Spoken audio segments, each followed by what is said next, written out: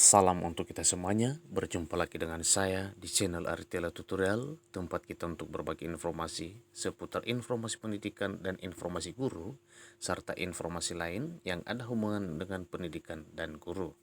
Pada kesempatan ini, perkenankan saya menyampaikan satu informasi penting tentang pengangkatan honorer menjadi PNS lewat seleksi CPNS.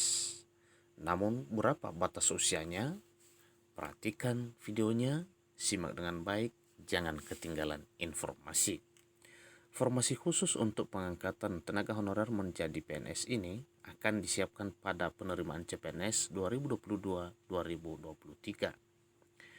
Mengacu pada peraturan pemerintah nomor 48 tahun 2005, ada sejumlah hal yang perlu dipahami terkait pengangkatan tersebut. Pengangkatan tenaga honorer menjadi CPNS diprioritaskan bagi tenaga guru, tenaga kesehatan, tenaga penyuluh pertanian, perikanan, peternakan, dan tenaga teknis yang sangat dibutuhkan oleh pemerintah. Syarat honorer yang diangkat menjadi PNS yang pertama adalah tenaga honorer yang berusia maksimal 46 tahun dan mempunyai masa kerja 20 tahun atau lebih secara terus-menerus. Yang kedua, tenaga honorer yang berusia maksimal 46 tahun dan mempunyai masa kerja 10-20 tahun secara terus-menerus. Yang ketiga, tenaga honorer yang berusia maksimal 40 tahun dan mempunyai masa kerja 5-10 tahun secara terus-menerus. Yang terakhir adalah tenaga honorer yang berusia maksimal 35 tahun dan mempunyai masa kerja 1-5 tahun secara terus-menerus. Namun demikian, pengangkatan akan diprioritaskan bagi tenaga honorer dengan usia paling tinggi atau masa pengabdian paling lama. Tentu saja, proses pengangkatan tidak dilakukan secara serta-merta tanpa seleksi. Setiap honorer yang memenuhi syarat pengangkatan harus mengikuti seleksi menjadi CPNS terlebih dahulu. Perhatikan 4 kriteria honorer yang akan diikutsertakan dalam proses seleksi nantinya. Pemerintah akan menyiapkan formasi khusus untuk pengangkatan tenaga honorer menjadi PNS. Yang perlu kita perhatikan di sini adalah usia terendah honorer yang bisa diangkat menjadi PNS adalah 35 tahun dengan masa kerja 1-5 tahun secara terus-menerus. Dalam persyaratan yang ditetapkan pemerintah, tenaga honorer berusia maksimal 46 tahun dan mempunyai masa kerja 20 tahun atau lebih secara terus-menerus akan mendapat prioritas pertama dalam skala pengangkatan menjadi PNS.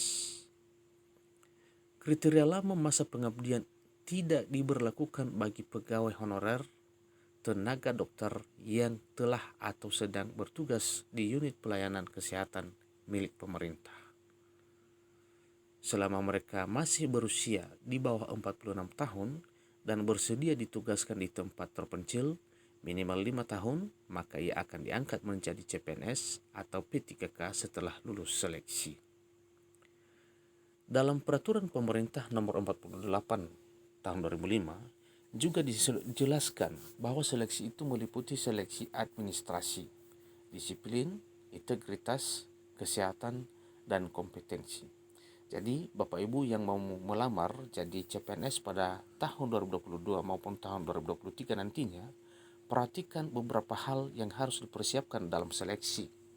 Yang pertama yaitu tentang seleksi administrasi, disiplin, integritas, kesehatan, dan kompetensi.